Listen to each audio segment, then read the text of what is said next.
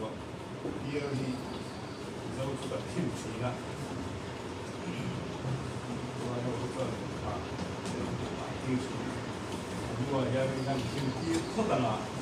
cái bây giờ số chỉ thằng số chuan em mình chia ra là cần tu siết đấy chuan chia số thế nào thế là tổ đội đâu đấy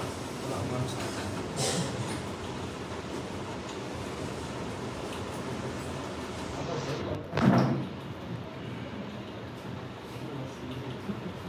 Young Mizong Association since our branch YMA. Dr. Zualtea, Assistant Professor, Assam University, Simsa. Society for Pharmaceutical Education, India, Thai, Industrial Pharmacists Association, Thailand 10, Young Scientist, 2019, Pharmaceutical Science. Anh thắng sẽ hi anh xuông sẽ in anh long quy anh giúp sẽ anh ram lệ nắm in hình thật tu đâu đi sẽ tu in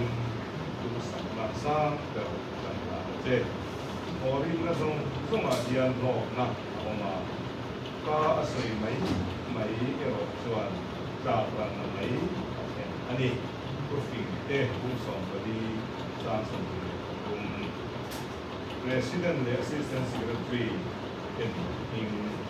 Singapore. Ani, di narokuin at may itanapagin so mo na sa branch ko rin magiging kasi.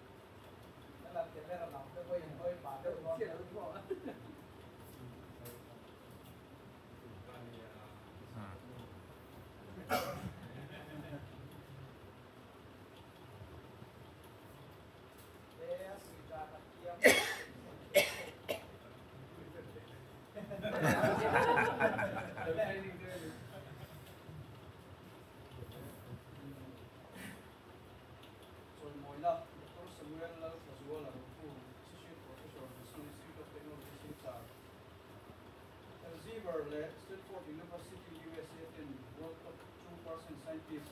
Sahira Sumi Alia Antangan Singai Hi kan so che kan lo kui phep che kan ram le nam ti nam chu lo je turin du sam sa kan kan na che torim na sum su a din ho na uma ka asoi mai mai e ho chuan ka ho na mai a tin ni ki ni so ka sa ya chorla du sa na Joseph le e ba president YMA se sa na stand